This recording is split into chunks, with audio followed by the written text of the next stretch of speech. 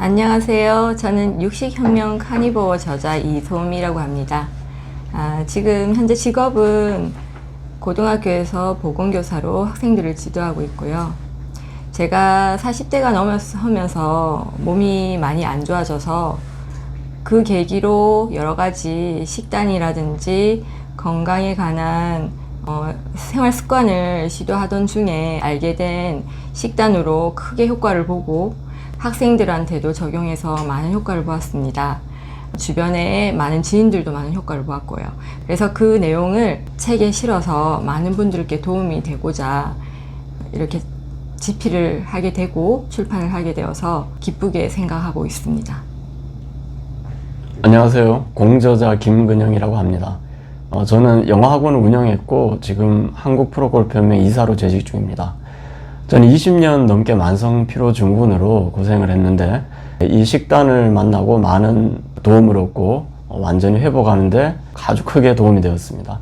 그래서 이 책을 각종 해외 자료를 번역하고 또 해석하고 또 제 만성피로증후군 극복기를 이 책에 담아서 여러분들에게 도움이 되도록 그렇게 노력했습니다.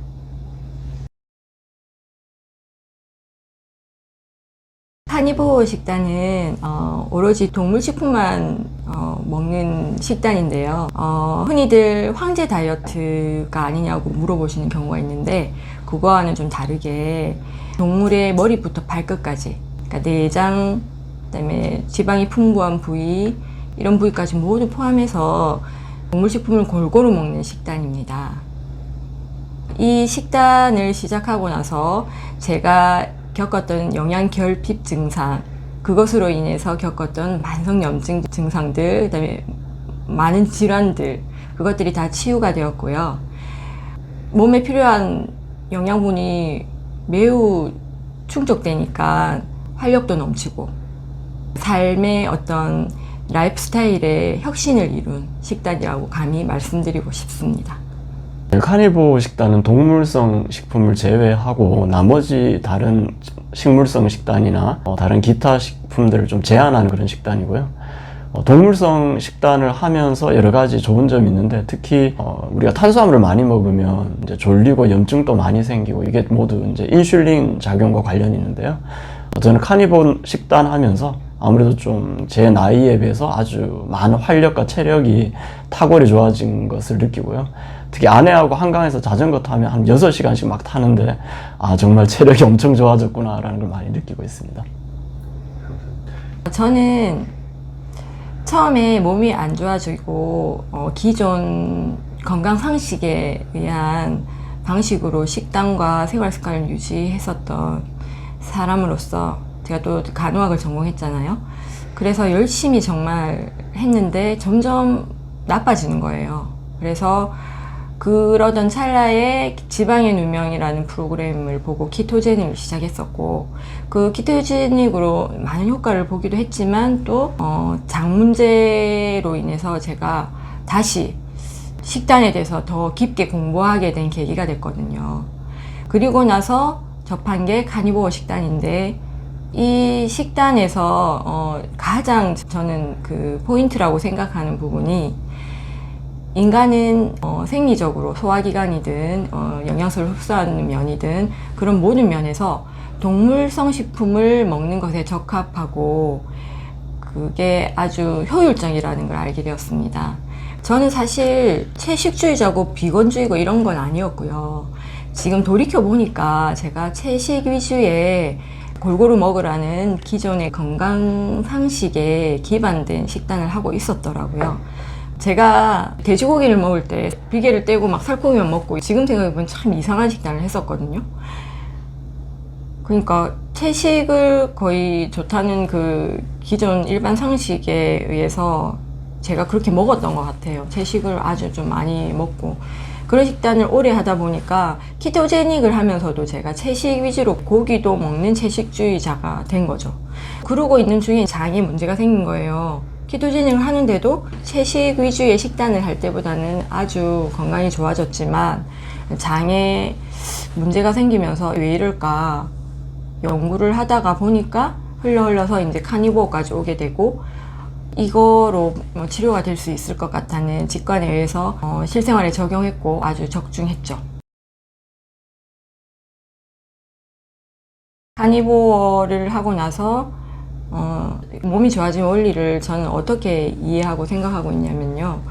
인간에게 가장 생리적으로 적합한 식단이라서 동물성 식품을 먹었을 때 몸에 꼭 필요한 영양소들이 꽉꽉 채워지고 충분해지고, 그럼으로써 건강도 기존에 채식을 했을 때보다 훨씬 더 좋아지고 활력도 넘치게 되고, 이거는 제가 너무나 극적으로 경험한 얘기라서 확신 있게 얘기할 수 있습니다. 저는 20년 넘게 만성 피로증후군 앓으면서 이제 온갖 좋다는 약, 특별한 치료법 찾아다녔는데 사실 모두 소용이 없었습니다. 그래서 식단에 관심을 가지게 됐을 때 사실 먹는 거 바꿔서 그렇게 좋아지겠느냐라는 생각도 했는데, 실제로 잘못된 상식으로 제가 잘못 먹고 있었던 게 많았습니다. 특히 기본적으로 저도 특히 이제 빨간 적색육을 먹는 게 심혈관 질환도 일으키고 몸에도 안 좋다고 해서 저도 굉장히 조심하고 사실 고기를 좋아하는데도 불구하고 많이 먹지 않았어요. 그래서 제가 생각하기에 식단을 바꿨을 때 가장 처음으로 좋았던 것은 충분한 지방과 단백질이 보급이 되어서 영양이 제대로 공급되지 않았느냐라는 생각을 하고요. 또 제가 식단에 그렇게 신경을 안 쓰다 보니까 그전에는 가공식품 같은 것도 무분별하게 먹었는데, 식단에 신경을 쓰면서 좀 그런 부분을 상당히 절제해서 몸에 이런 많은 안 좋은 것들이 들어오는 걸 막은 그런 것도 아주 도움이 되었던 것 같고요. 또 채소나 과일에 대해서 또 제가 과도하게 일반 상식처럼 좋다고 생각해서, 특히 현미 같은 경우 저는 현미가 몸에 좋다고 해서 열심히 먹어봤는데요. 제가 제대로 소화를 못 시키니까 변으로 그대로 나오더라고요. 그런데도 불구하고 저는 그런 걸 열심히 이제 먹었는데, 이제 그런 부분들이 사실 몸에는 안 좋게 작용을 했던 것 같습니다.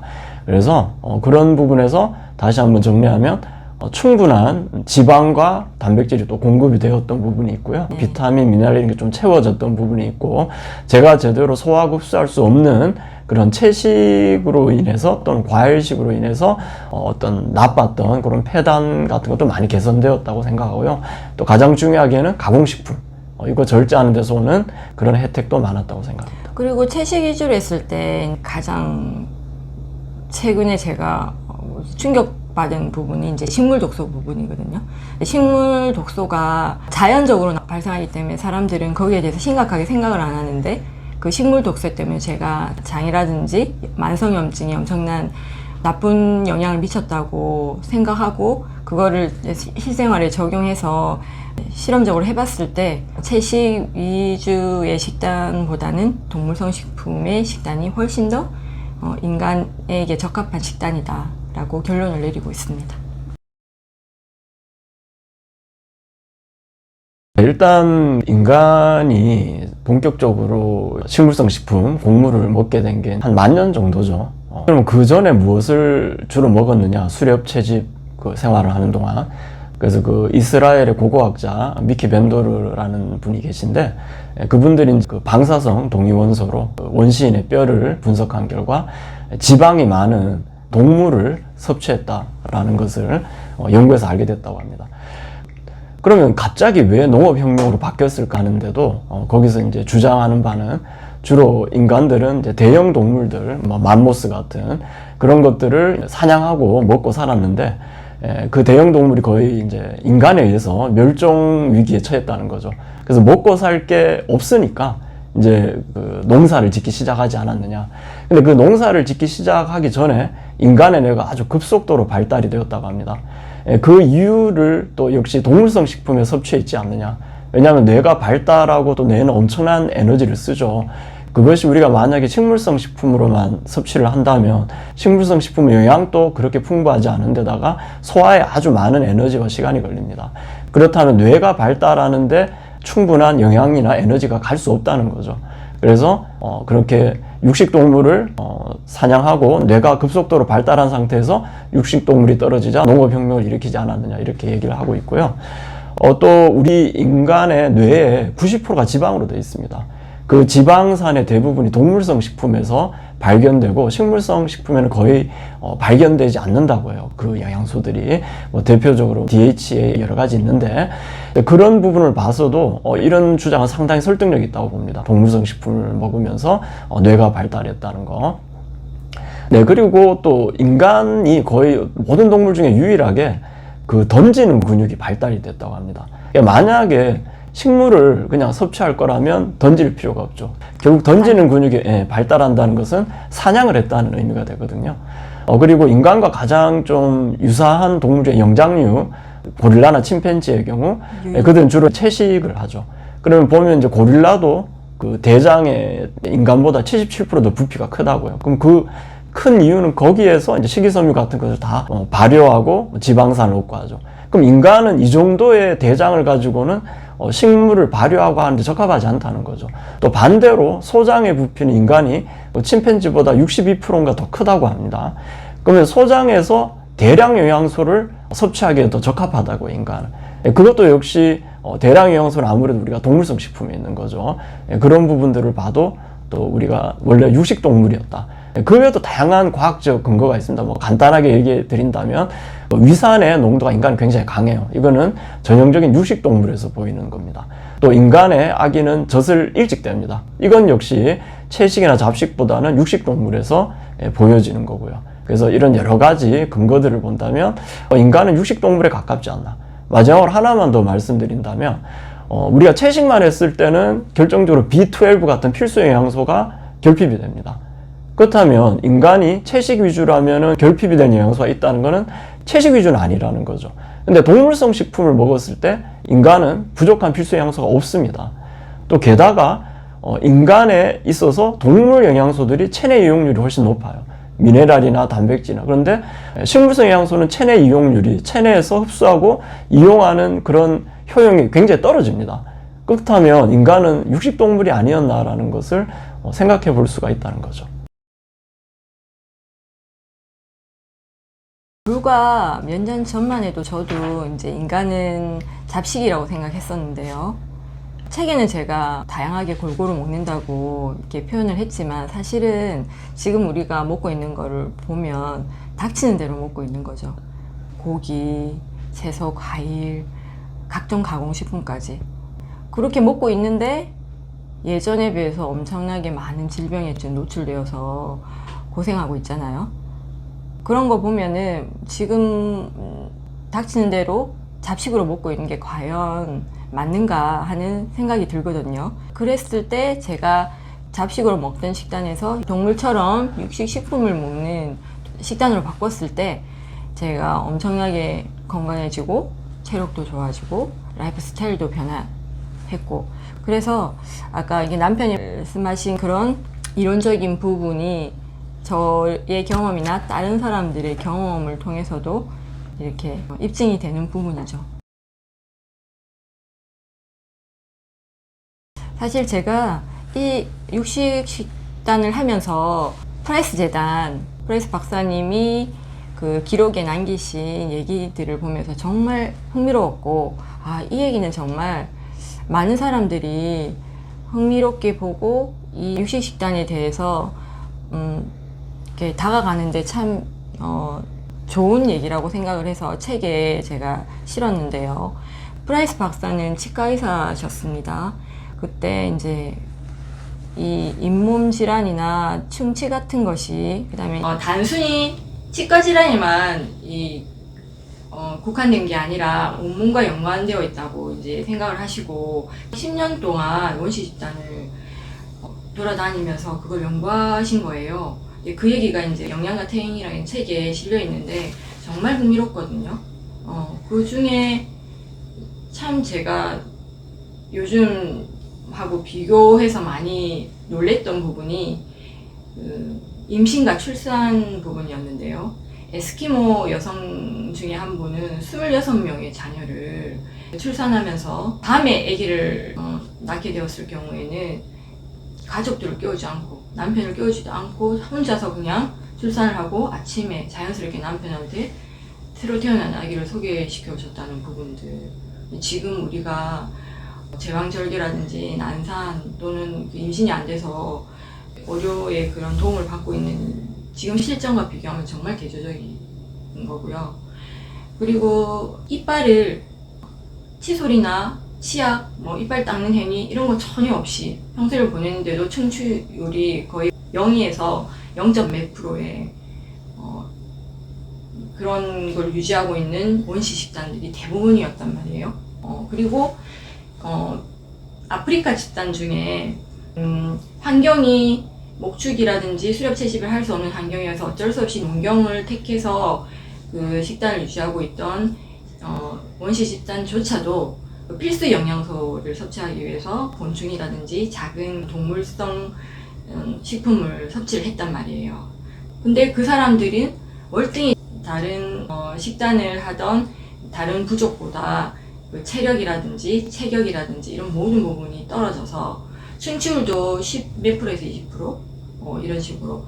그래서 지략이 모자라고 이제 체력이 딸리고 하니까 다른 부족의 지배를 받기도 하고 그런 얘기들이 나오거든요. 그래서 되게 이제 신기하고 재밌었던 얘기들이 많죠. 네.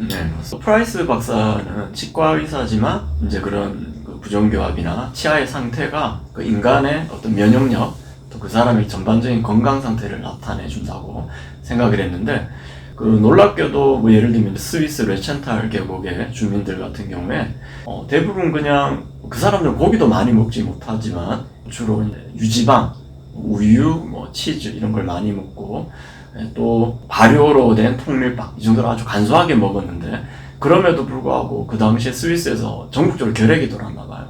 근데 이 사람도 한 명도 걸리지 않고, 또 그 교황청의 근위대에 아주 많은 그 주민들을 배출했다고 해요.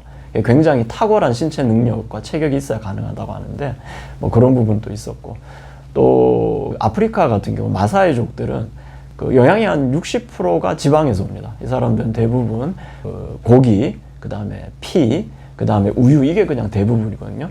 근데 마사이족도 유명하게 잘 지치지 않고 하루 종일 사냥하고 걸어다니고, 또 생각외로 굉장히 키가 커요.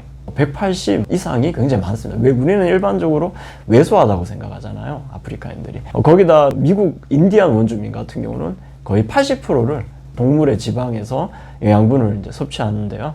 그 아메리칸 원주민들은 하루 종일 뛰어다니면서 사냥을 한대요. 아메리칸 원주민들은 2m가 넘는 그런 체격을 가지고 있다고 얘기를 합니다.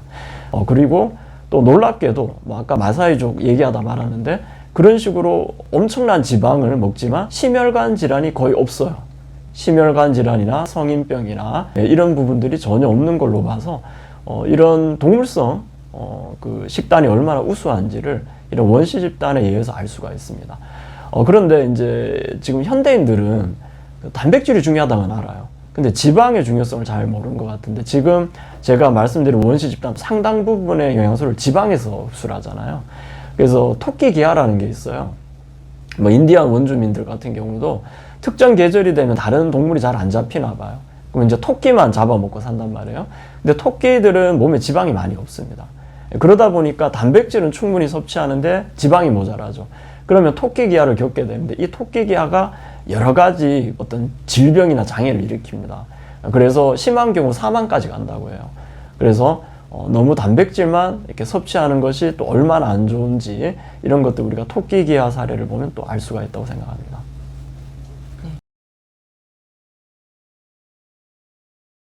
제가 장을 회복하고 만성염증까지 다 회복하고 이런 얘기들을, 저의 외모가 이제 동안이고 이러다 보니까 사람들이 이제 이렇게 물어봤을 때, 저분 육식식단 하잖아요 하고 사람들한테 전해줬고 저한테 도움을 요청해 오신 분들이 종종 계셨어요.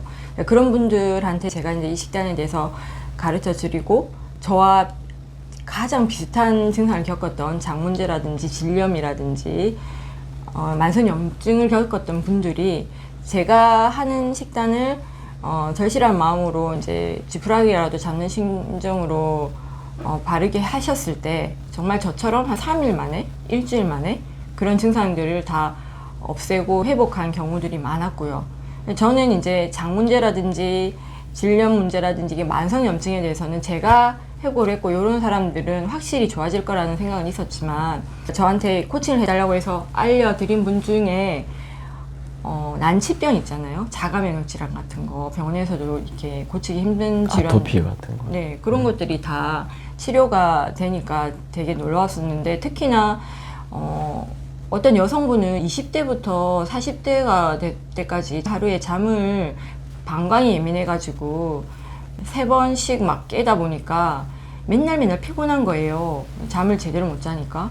그래서 병원을 다녀서 그때 처방받은 그걸로 뭐 또 소변을 그거 하는 것도 하루 이틀이고 잘 되지도 않았고 장기적으로 봤을 때는 잘 되지도 않았는데 결국은 예민성 방광 증후군이라는 그 진단을 얻고 검사를 앞두고 있었대요. 그런 예민한 방광에 대한 어떤 전문적인 검사를 앞두고 있었는데 저하고 같이 이 식단을 시도하면서 일주일 만에 일주일도 안 돼서 잠을 푹 주무신 거예요.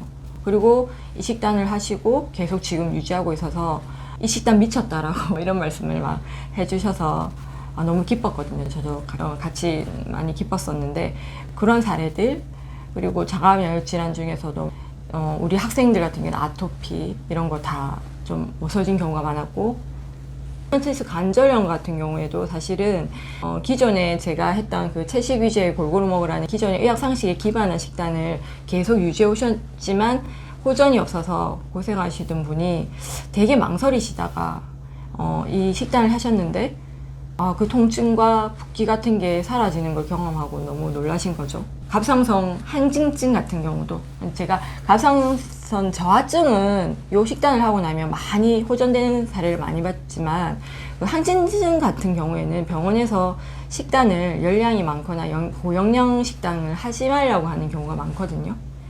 그 질병 특성상. 근데 그래서 얼마나 망설였겠어요. 근데 호전이 없으니까 이 식단을 해봐야 되겠다 결심하고 하셨는데 또 호전이 있었던 거죠.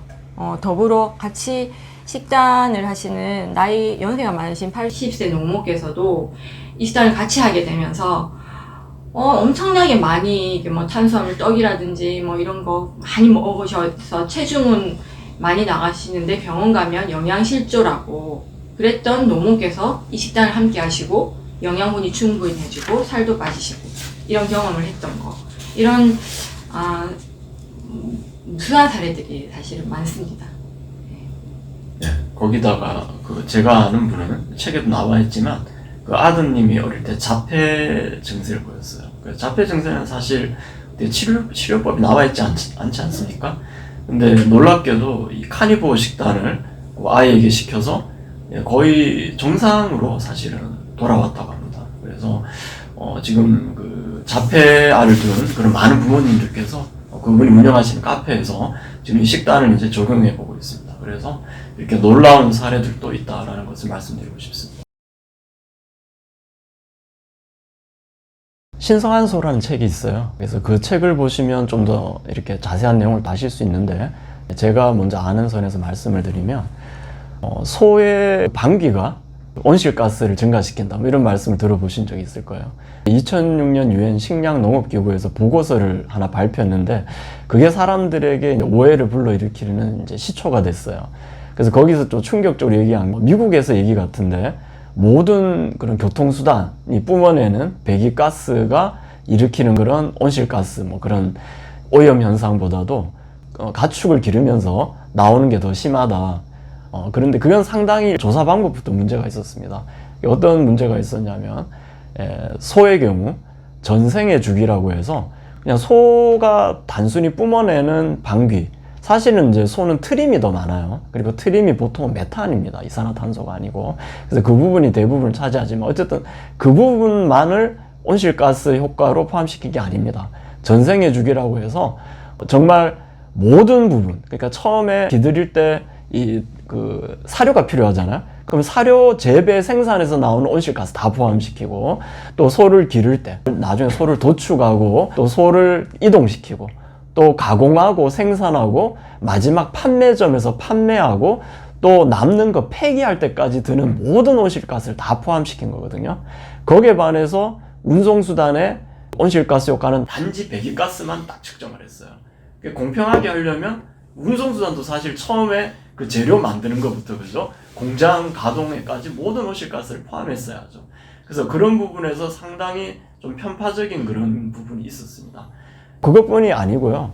흔히 또 생각하는 게 가축을 기를 때 환경 파괴가 또 많이 일어난다. 그 트림뿐이 아니고 사실 그런 부분 또 오해가 많은데 실제로 그러면 채소를 기르면 환경 파괴가 안 일어나냐? 그 부분부터 먼저 잠깐 말씀을 드리면요.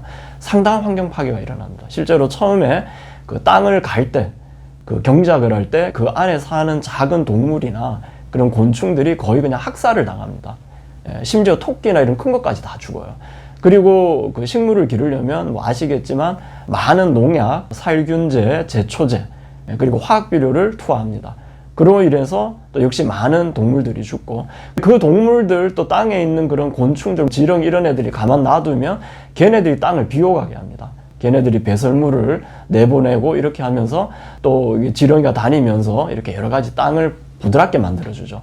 그런데 그런 동물들이 다 학살되면서 오히려 땅이 이제 그 표토가 고갈되는 거죠. 표토라는 건 표면에 아주 그 땅의 비옥한 부분을 얘기하는데 그것이 다 그렇게 고갈이 되고 또 그런 농약이나 그런 것들이 또 지하수로 흘러들고요. 또 그 다음에 하천으로 흘러들면 그런 물고기까지 다 죽습니다. 그래서 아주 많은 파괴가 일어난다는 거죠.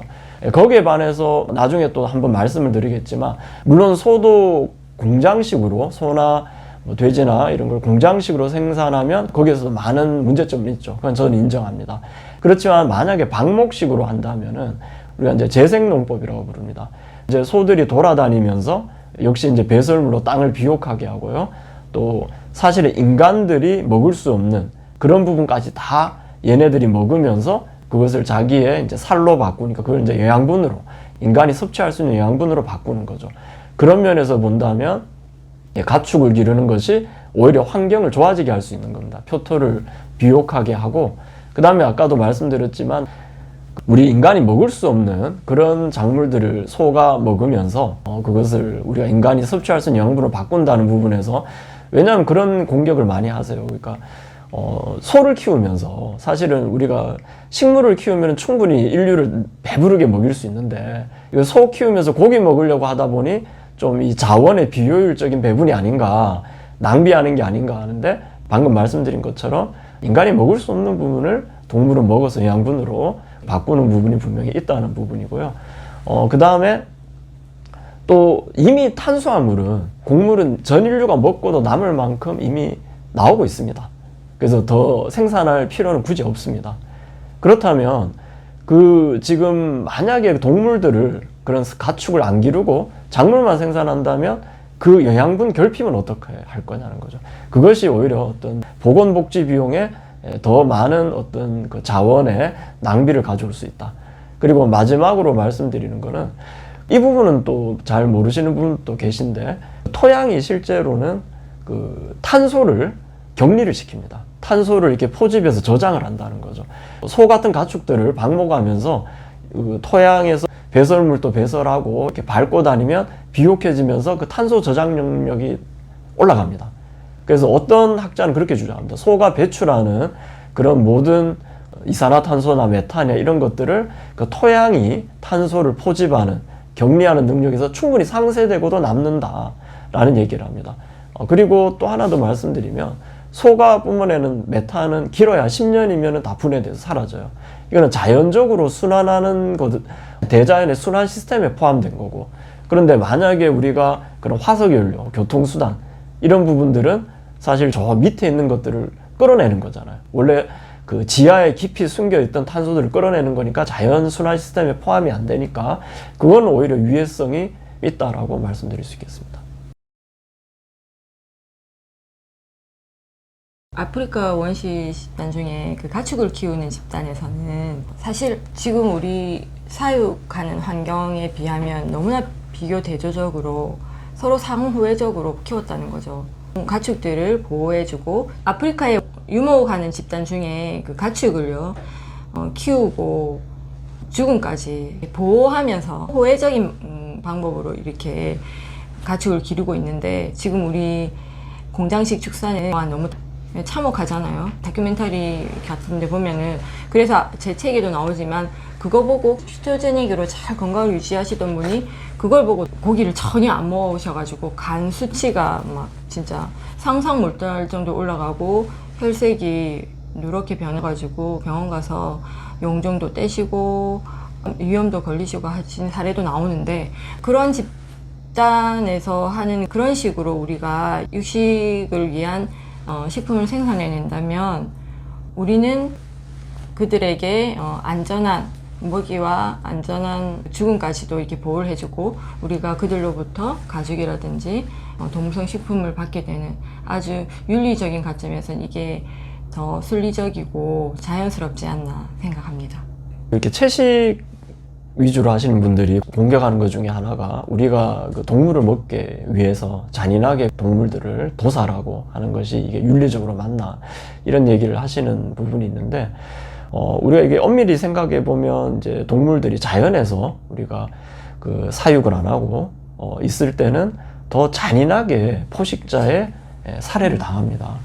그런 고통도 우리가 생각해 봐야 되고, 그렇다면 식물을 먹는 거는 그런 것에서 자유로우냐? 물론 식물은 고통을 안 느낀다라는 주장이 많이 있습니다. 근데 이게 고통이 그 주요 어떤 기준이 돼야 되느냐는 저는 좀 다르게 생각하는 게요. 식물도 안 잡아먹히려고 어떤 특정 동물이 오면은 뭐 독소를 뿜어낸다든지, 한번 자기를 뜯어먹은 그런 식물이 가까이 오면 안에서 독소를 이렇게 배출하는 게 실제로 그 과학적으로 증명이 됐어요. 또는 포식자가 다가올 때 동료 식물들에게 어떤 호르몬 같은 것을 뿜어내면서 경고를 한다든지, 그래서 식물들조차도 자기들이 살려고 그렇게 발버둥을 치고, 어떻게 보면 대자연에서는 사실 먹고 먹히는 것은 어떻게 보면 너무나 자연스러운 그런 현상이고, 우리가 거기에서 어떤 동물을 우리가 먹어야 할 때 그들의 고통을 최소화해 주려고 노력하는 건 의미가 있지만, 동물을 먹는 것은 비도덕적이고 비윤리적이고 식물을 먹는 것은 윤리적이다라는 부분은 다 같은 생명이라는 입장에서도 다 같이 생존하고 끝까지 살아남으려고 한다는 입장에서는 다 같은 것이 아닌가라고 생각을 합니다. 네, 그래서 식물 독소 부분이 영양소적인 면에서도 이렇게 주목할 부분이기도 하고, 이런 이념적인 부분에서 채식주의자분들이 말씀하시는 부분, 그다음에 영양적인 부분 다 포함해서 사실은 우리가 비건이든 육식주의자든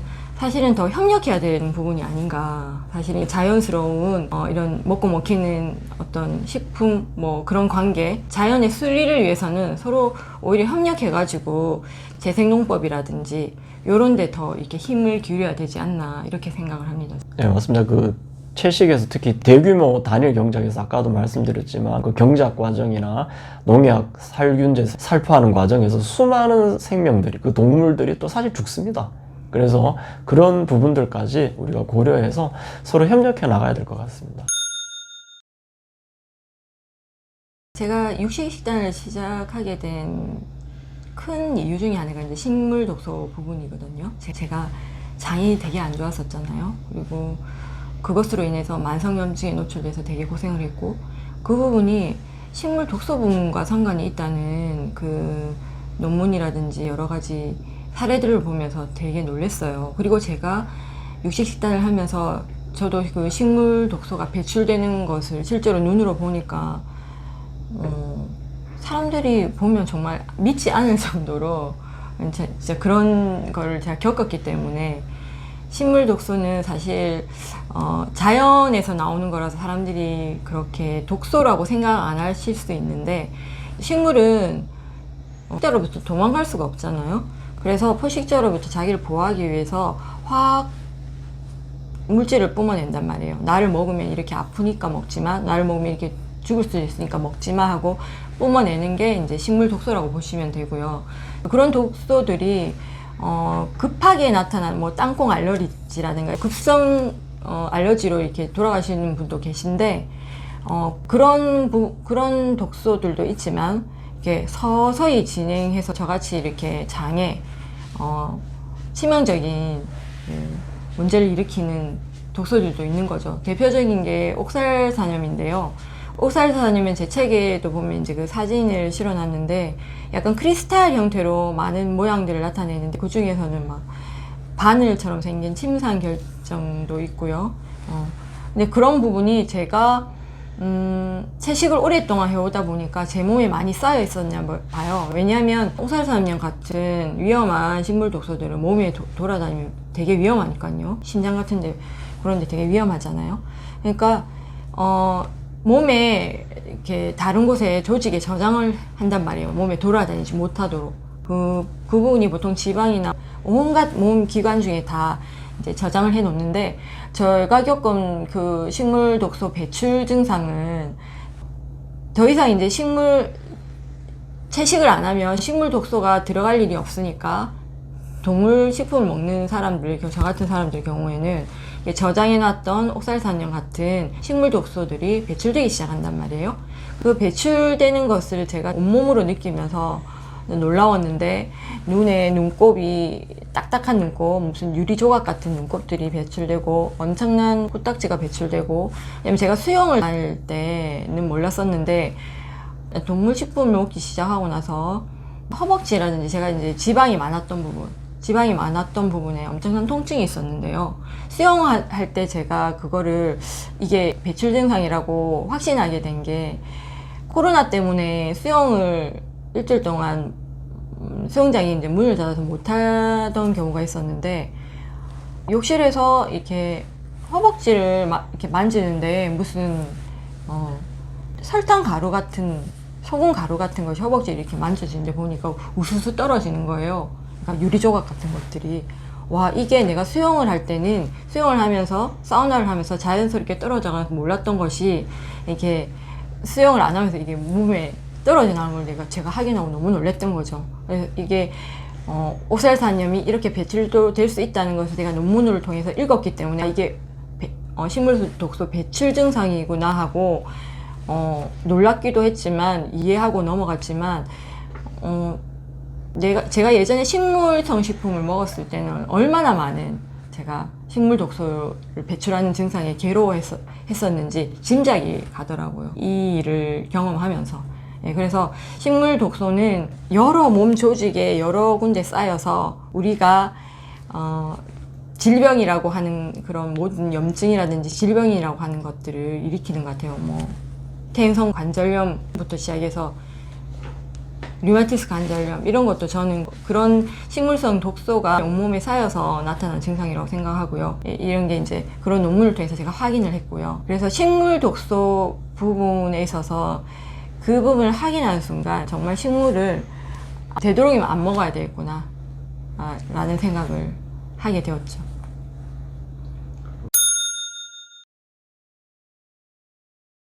그 식물의 항영양소는 이렇게 독성으로 작용하는 경우도 있고, 또 비타민이나 미네랄과 결합해서 그 포식자, 우리 사람이 그 영양분을 흡수 못하도록 만드는 경우도 많습니다. 그래서 대표적으로 시금치가 철분을 많이 가지고 있다고 하지만 시금치를 먹으면 그 철분은 거의 흡수가 안 됩니다. 그 항영양소 때문에. 그건 콩도 마찬가지입니다. 콩도 아주 단백질의 보고라고 알려져 있지만, 그 콩에 들어가 있는 항영양소가 그 단백질 흡수를 방해하죠. 그런 식으로 항영양소는 영양소의 흡수를 방해하기도 하고, 또 방금 아내가 말씀한 것처럼 옥사산염처럼 이렇게 독성으로 작용하면서 그 신체 여러 부위에 어떤 파괴적인 작용을 합니다. 그 옥살산염이 어떤 작용을 하죠? 염증을 많이 일으킵니다. 그 항영양소로 영양소 흡수를 못하게 하는 것뿐만 아니라 그게 독성으로 작용을 해서 염증을 일으키죠. 사실 호메시스라는 거는 그 견딜 수 있는 스트레스를 통해서 더 건강해지는 게 호메시스의 그 개념인데, 이 호메시스를 이용해서 지금 제품들이 많이 쏟아지고 있잖아요. 그 제품들을 보면 이런 식물 독소를 이용한 항산화 제품이거든요. 사실 이 독성이 몸에 들어오면 그거를 이겨내기 위해서 면역력이 이렇게 상승하는 것처럼 보이지만 사실은 치명적인 거죠. 몸에 안전하지 않은 것들을 몸에 넣어서 그거를 키우는 내용인데, 사람들은 식물을 먹기 위해서 그 면역력을 키워야 된다고 이런 식물 독소를 또 제품화된 걸 먹고 이런 실정인 거죠.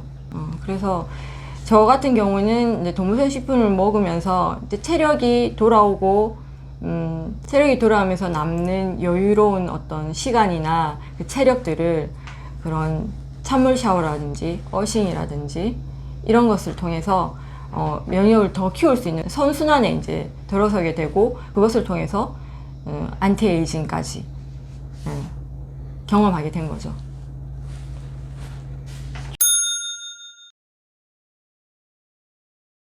네, 요즘 그 근력 운동의 중요성이 많이 강조되고 있습니다. 사실 유산소 운동은 뭐 건강에 가장 기본적으로 좋은 운동이고 그건 누구나 알고 있죠.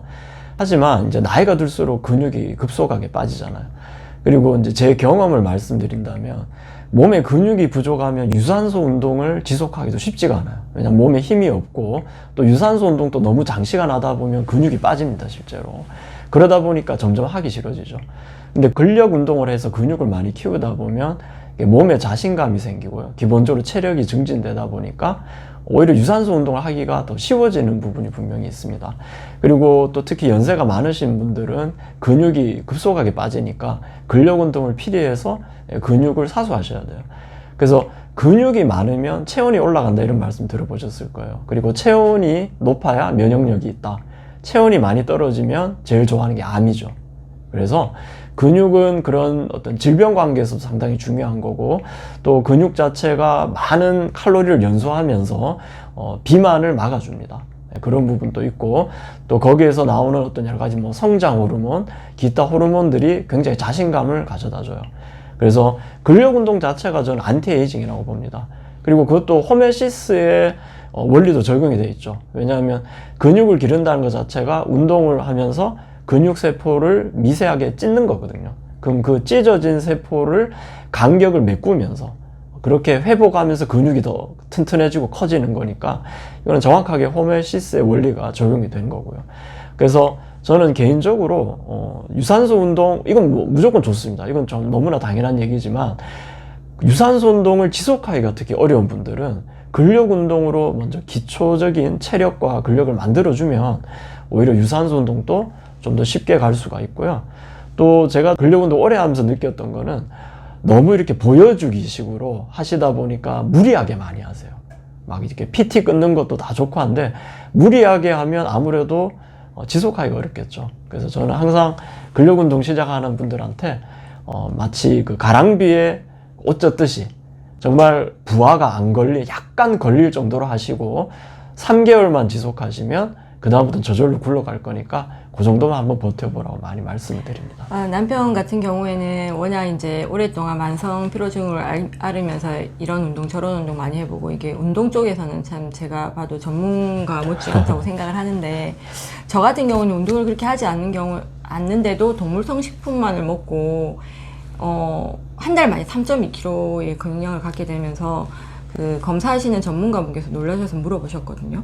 그게 이제 책에도 나와 있지만 유신이라는 성분, 그 성분이 반드시 필요한데 근육을 만들 때 필요한 그 유신이라는 성분이 한꺼번에 많은 고기를 먹었을 때만 근육 성장에 필요한 양만큼의 유신이 나오기 때문에 저 같은 경우 운동을 굳이 많이 안 했는데도 불구하고 그 전보다 훨씬 많은 고기를 섭취함으로써 한 달 만에 3.2kg라는 근육을 가질 수 있었던 거죠. 그래서 물론 운동도 필수적인 부분이지만 동물성 식품을 먹는 것만으로도 우리가 근육을 만들고 유지하는 데 엄청나게 도움이 될 수 있다는 부분도 말씀드리고 싶습니다. 사실 근력 운동도 중요하지만 당연히 단백질, 지방을 충분히 섭취해야 됩니다. 근데 요즘 운동하시는 분들 아까 말씀드렸지만 지방을 그렇게 안 먹고 단백질만 먹으면 반드시 이렇게 부작용이 좀 생길 수가 있습니다.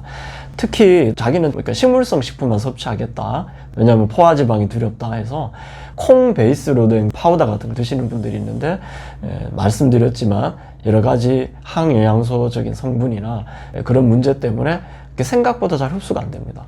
그렇지만 동물성 식품, 우리가 아는 그런 소고기, 양고기, 돼지고기, 닭고기 모두 몸에 아주 잘 흡수되거든요. 계란은 거의 완전 식품이라고 다 알고 계시다시피 그래서 그런 거 먹는 거 도움이 되고요.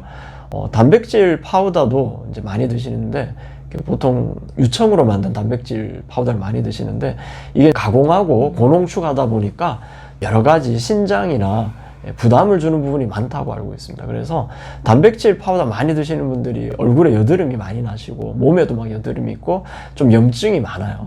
염증 수치가 굉장히 높은 걸로 알고 있습니다. 초가공 식품이라고 보시면 됩니다. 그래서 그런 부분들은 좀 유의를 하셨으면 좋겠다라는 생각입니다.